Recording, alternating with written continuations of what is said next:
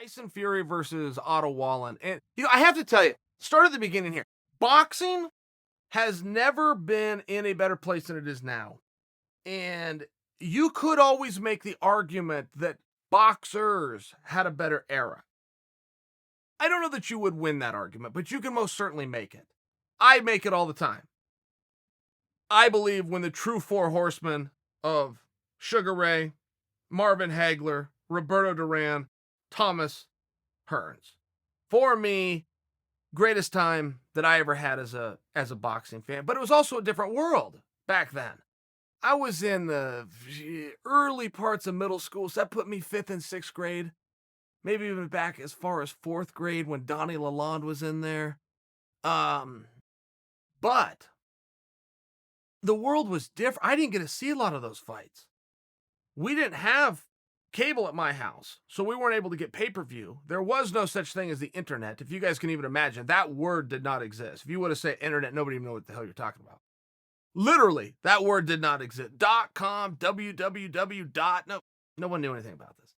So watching these things were a little bit difficult. You would see some of the hype, and some of that hype, you didn't need Showtime and HBO to have. It'd be right there on the local nightly news when you had those big world title fights coming up. So then you would stick around hours after the fight was over to watch the evening news. Came on at 11:30 where I lived.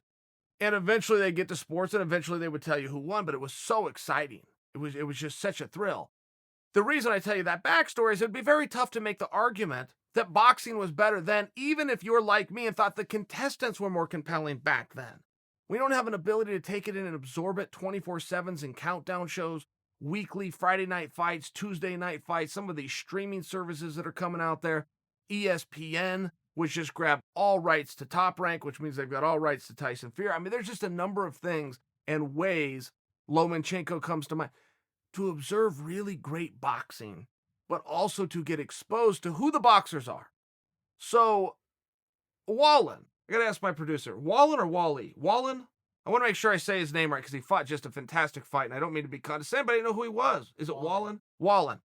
Wallin comes out of Sweden, Swedish fighter, totally undefeated, ranked number 4 in the world, and he's a 30-1 underdog. Now imagine every wonderful thing I just told you about this guy. Totally undefeated, ranked number 4 in the world. 30-1 underdog. I've never heard of that in my life. I've heard of it in horse racing. I've never heard of it in combat ever. I'm sure it's happened because nobody said this is the biggest stretch and the biggest odds difference. I haven't heard of it. Okay. Well, turns out O'Wallin came to win a world championship. He kicks the hell out of Tyson Fury. He beats him from pillar to post. And it doesn't take him long to do it. But you will see a lot of guys in those hypersensitive spots known as a world title fight, as a once-in-a-lifetime opportunity, a 30-1 underdog, a position they could never get in again. Particularly in the world of boxing, which is dirty and filthy, and all they're trying to do is get Wilder through one more tune-up fight. I apologize, Fury through one more tune-up fight so you can get to Deontay Wilder. It's just the way the game is played. But when you have those situations, you will often have a guy like Wallin who comes in and wins the first round. He's just so nervous. I mean, he's like a bottle that's all you take the cap off and he explodes. So he's going to come out and for 3 minutes, he's going to get the jump. The seasoned veteran's going to kind of move around and rope-a-dope a little, take some energy out of him. It looked like that's what was happening. I thought that first round was actually very close, but I could tell Wallin's having a good 3 minutes. He comes out for round number 2. Comes out for round number 3. All of a sudden, boom, he cuts Fury open. Wide open. I mean, they could have stopped the fight. It did not look as though they were in jeopardy of stopping the fight, but they could have. I mean, the referee stopped it. He brought up the ringside physician. Now, we saw the same exact thing happen earlier in the night with Todd Duffy, who said, I'm seeing double. We saw it happen a week ago with Chet Congo, said, hey, I'm having some vision issues here. We all love a tough guy. You don't ever mess with your eyes. Ever. Ever. It's the one organ medicine just simply can't tell you how to get back. There is no transplants or you don't mess with anything to do with your eyes, okay? So Fury's willing to push through, and the ringside physician's willing to let him. Well, a little bit later, Fury gets another cut on the same eye. Not the same cut, as I've seen reported out there many times. Those people are actually wrong. He got another cut just on the same eye. So now he's got one that looks like a shark bite, And then he's got one that I believe was a headbutt, so it was a lot sharper, a lot closer. Fury can't see anything. He's fighting the whole fight, blinking. He's wiping constantly with Vaseline and sweat, gloves, wiping blood out of there. Just terrible. But once you get in that habit of doing it, you can never stop. Well, 6 rounds go by.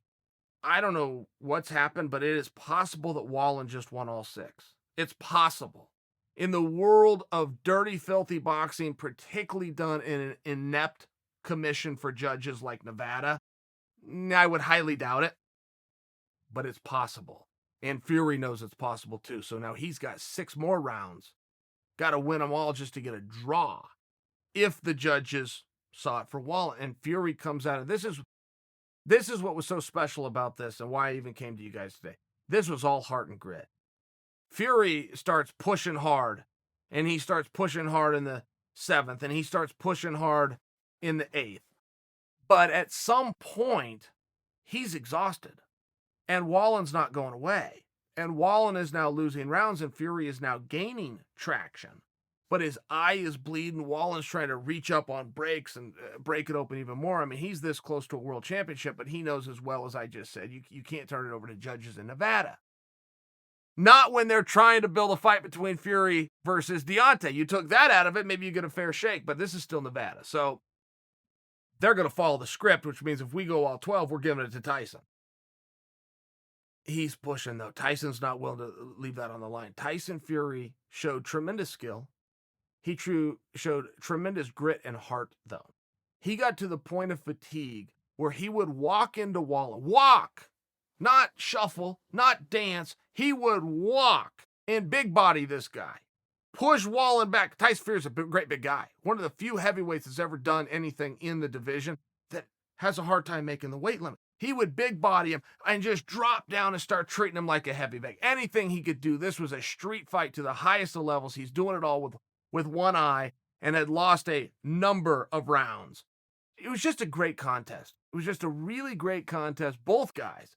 I mean, Wallin wasn't willing to back off either. He's got a huge disadvantage when Fury's clinching him and pulling on his head. Fury was snapping him down into front headlocks. I mean, this was a dogfight. I can't tell you very many boxing matches. None, 0 in the heavyweight division, but not very many matches throughout history that were fun to watch for 12 rounds. Boxing has killed its own product by making them go 12 rounds. This one, absolutely. Loved it. We'll look forward to seeing both of those guys again. It looks as though Deontay versus Tyson 2 is set up. Let's see what happens there, but whatever happens for either guy, including Wallin, they certainly deserve our support.